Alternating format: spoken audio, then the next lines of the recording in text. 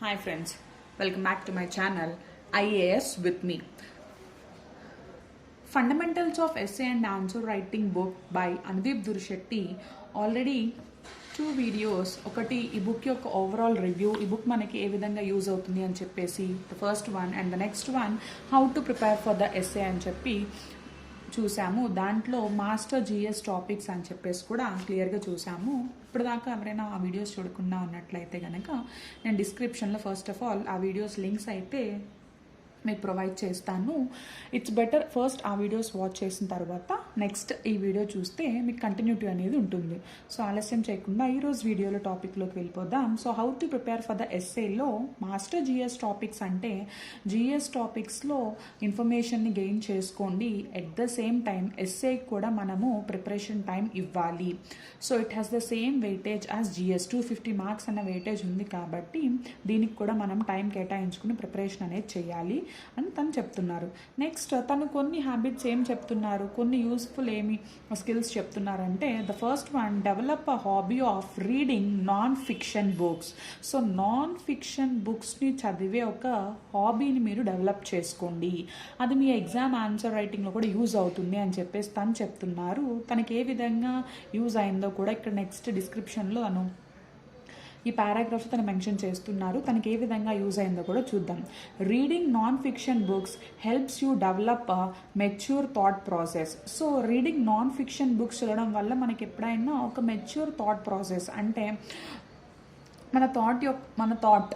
మన ఆలోచన విధానం కూడా మారుతుంది అని చెప్పేసి తను అంటున్నారు. Apart from imparting knowledge they will also familiarise you with good figures of speech. So మనం స్పీచ్ అంటే like nothing but our writing skills develop అవుతాయి. సో ఎలాంటి వర్డ్స్ యూజ్ చేయాలి, ఎలాంటి సెంటెన్స్ ఫ్రేజెస్ యూజ్ చేయాలి, art of argumentation, powerful rhetoric and unique content. So డిఫరెంట్గా మనము ఏదైతే ప్రజెంట్ చేయాలనుకుంటున్నామో దాన్ని చాలా యూనిక్గా ప్రజెంట్ చేయడము, ఇలా అవన్నీ స్కిల్స్ నేర్చుకుంటాము.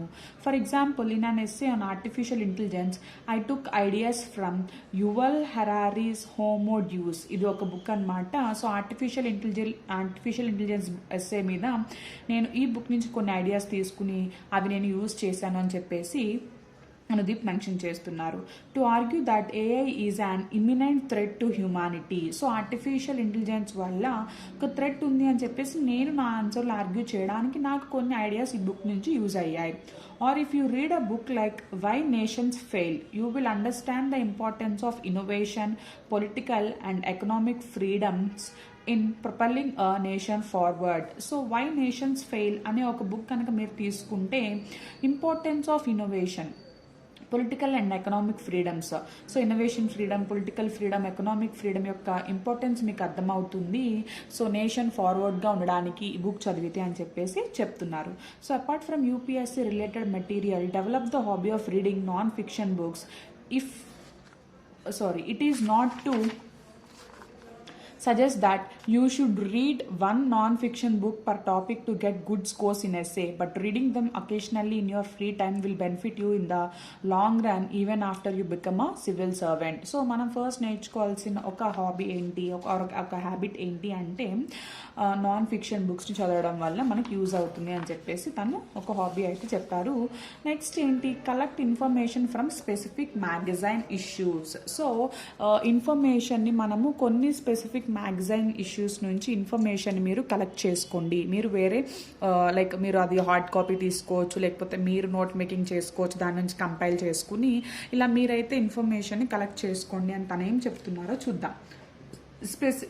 Specific issues of Yojana are useful in preparing for topics like tribal development, disaster management etcetera.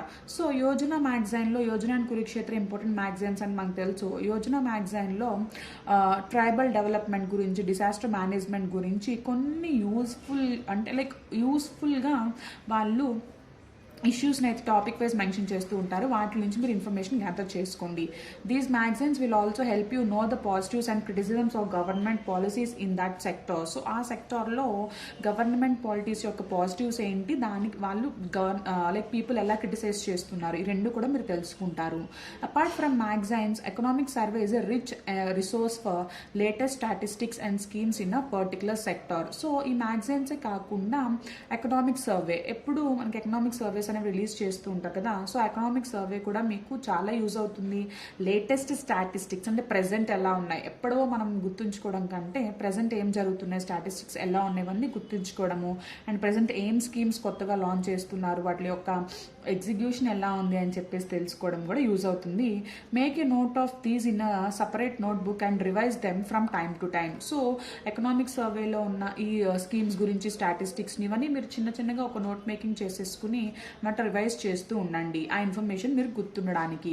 So లేటెస్ట్గా అంటే యోజన మ్యాగజైన్స్ తీసుకున్నప్పుడు నేను ఒక వీడియోలో మీకు విడిగా ఒక యోజన మ్యాగజైన్ అసలు మనం ఎలా చదవచ్చు, మన ప్రిపరేషన్కి ఏ విధంగా యూజ్ అవుతుంది, దాంట్లో ఏమేమి మనం గ్యాదర్ చేసుకోవచ్చు, వాళ్ళు ఇన్ఫర్మేషన్ ఎలా కంపైల్ చేశారు, ఒక ఐడియా కోసం మీకు ఆ వీడియో కూడా నేను చేస్తాను. ఇప్పటివరకు అయితే ఇంకా చేయలేదు, మీకు చేస్తాను. నెక్స్ట్ సో ఇది collect information from specific magazine issues. So next one వచ్చి read newspapers daily. So daily newspapers చదవండి అని చెప్పి కూడా చెప్తున్నారు. Regular newspaper reading helps in two వేస్లో యూజ్ అవుతుంది. One, your language and vocabulary will improve over time. So ఒక issue మన లాంగ్వేజ్ అండ్ వొకాబులరీ ఇంప్రూవ్ అవుతుంది. Second, newspapers contain many good real life stories, anecdotes and quotes which can be used in the essay paper. So న్యూస్ పేపర్స్లో చిన్న చిన్న anecdotes ఉంటాయి, quotations ఉంటాయి, ఇవన్నీ మీరు ఎగ్జామ్లో కూడా యూజ్ చేయొచ్చు. స్టోరీస్ ఉంటాయి, ఇష్యూస్ ఉంటాయి, ఏం జరుగుతున్నాయి అని చెప్పేసి ఇవన్నీ మీరు యూజ్ చేయొచ్చు ఎస్ఏ పేపర్లను కూడా చెప్తున్నారు. సో ఒకటి మన వొకాబులరీ డెవలప్ అవ్వడం కోసం, రెండు దాంట్లో ఉన్న కొటేషన్స్, అనెక్డోట్స్ ఎస్ఏ పేపర్ రిలేటెడ్గా మాట్లాడుకుంటున్నాం కాబట్టి జిఎస్ గురించి అయితే మెన్షన్ చేయలేదు. సో అనెక్డోట్స్, స్టోరీస్, కోట్స్ ఇవన్నీ మనము నేర్చుకుని రాయొచ్చు ఎగ్జామ్స్లో అని చెప్తున్నారు. When you come across these in papers, note them in a book or your computer. So ఇలాగా న్యూస్ పేపర్లో ఒక చిన్న షార్ట్ స్టోరీని చూసినా, కొటేషన్ చూసినా, లేకపోతే ఇంకేదైనా ఆన్సర్కి యూజ్ అయ్యే ఇన్ఫర్మేషన్ చూసినప్పుడు దాన్ని వేరే బుక్లో రాసేసుకోవడం, ఫ్రమ్ న్యూస్ పేపర్ అని చెప్పేసి పాయింట్స్ మెన్షన్ చేసుకోవడం, మీకు అర్థమైన వేలో నోట్ మేకింగ్ చేసేసుకుంటే ఎగ్జామ్లో మనం యూజ్ చేసుకోవచ్చు అని చెప్తున్నారు. When you come across these in papers, note them in a book or your computer. Correct. If you are reading online and you find something useful, a quote, a phrase or a story, use Evernote or some online note-making tool to file it in the essay section and revise before the exam. So Evernote అనే online platform use చేసుకుని మీరు ఆన్లైన్లో ఒక paper కానీ ఒక article కానీ ఏదైనా information soft కాపీలో చదువుతున్నప్పుడు దాంట్లో వచ్చిన దాన్ని ఎవర్-నోట్లో ఒక ఫైల్ క్రియేట్ చేసుకుని, ఒక పేజ్ క్రియేట్ చేసి దాంట్లో మీరు ఇవన్నీ కాపీ చేసుకోండి, ఎగ్జామ్కి యూజ్ అవుతుంది అని చెప్పేసి అంటున్నారు. Next, use this notebook for noting down the latest statistics and findings of important reports in sectors such as health, economy, education, judiciary etcetera. So లేటెస్ట్గా జరిగిన స్టాటిస్టిక్స్ కానీ, స్కీమ్స్ కానీ ఇవన్నీ కూడా మీరు నోట్ చేసుకోవడానికి ఇలా యూజ్ చేసుకోండి. సో నెక్స్ట్ తను చెప్తున్న ఇంకా థర్డ్ హ్యాబిట్ ఏంటి, read news paper daily news paper చదవడం అనేది చాలా ఇంపార్టెంట్. స్లోగా నేను న్యూస్ పేపర్ని మీకు ఏ విధంగా ఎక్స్ప్లెయిన్ చేస్తే ఈజీ అవుతుంది అని చెప్పేసి I'm planning that I will start the newspaper also. I will start newspaper playlist and I will try to continue it. Next, prepare a rough draft of major essay themes. So very important thing ఏంటంటే rough draft of major essay themes. ఇప్పుడు education గురించి ఒక rough draft prepare చేసుకోవడం, like women empower గురించి and agriculture గురించి, innovation గురించి, security గురించి, health గురించి, ఇలా కొన్ని టాపిక్స్ గురించి మీరు ఒక రఫ్ డ్రాఫ్ట్ని ప్రిపేర్ చేసేసుకోండి. మీ ఎస్ఏ ఆన్సర్కి ఎస్ఏకి యూజ్ అవుతుంది, ఆన్సర్ రైటింగ్కి యూజ్ అవుతుంది అని చెప్తున్నారు.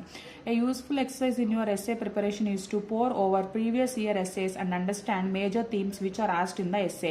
So previous year essays papers తీసుకుని ఏ టాపిక్స్ నుంచి అయితే అవి అడుగుతున్నారు, లైక్ సపోజ్ ఎడ్యుకేషన్ రిలేటెడ్ అడుగుతున్నారు, హెల్త్ రిలేటెడ్ అడుగుతున్నారు, సెక్యూరిటీ రిలేటెడ్ అడుగుతున్నారు, అలాగా ఆ టాపిక్స్ని తీసేసుకుని మీరు ఆల్రెడీ మీ దగ్గర ఒక 3 or 4 pages ఇన్ఫర్మేషన్ మీరు గెయిన్ చేసేసుకుని దానిపైన లేటెస్ట్గా రాసేసుకుని పెట్టేసుకోండి. మీకు అదే రిలేటెడ్ ఇన్ఫర్మేషన్, అదే రిలేటెడ్ క్వశ్చన్ మీకు ఏదైనా ఆ టాపిక్ నుంచి క్వశ్చన్ వస్తే మీకు ఆన్సరింగ్ ఈజీ అవుతుంది. This is the best idea. ప్రతి ఒక్క ఆస్పిరెంట్ కూడా ఇది చేస్తే చాలా యూస్ఫుల్ అనమాట. నేను దీని గురించి విడిగా ఇంకొక వీడియో కూడా చేస్తాను. సో దీంట్లో అయితే ఓరల్గా ఎక్స్ప్లెయిన్ చేస్తున్నాను.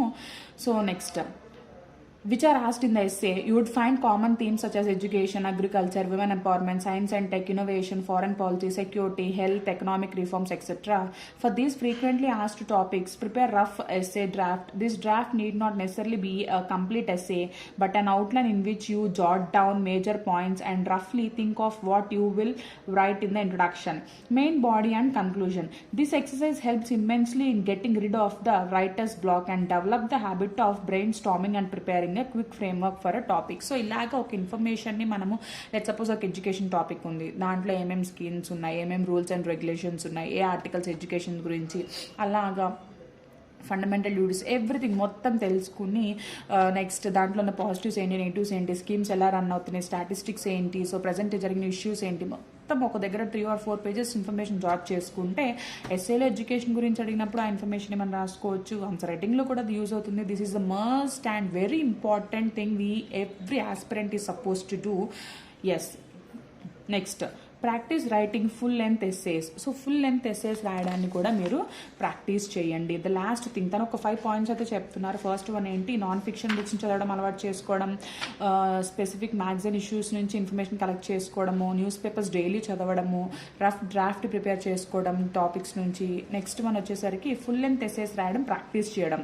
You would not learn how to write good essays by merely reading this book. So ఈ యొక్క బుక్ చదివేసి మీకు ఆన్సర్ రైటింగ్ వచ్చేస్తుందా, ఎస్సే రైటింగ్ వచ్చేస్తుందా అంటే రాదు. You have to start practising it కదా. So you get better only when you actually write them. So మీరు దాన్ని స్టార్ట్ చేసి రాసినప్పుడు మాత్రమే మీకు ఇన్ఫర్మేషన్ అనేది వస్తుంది.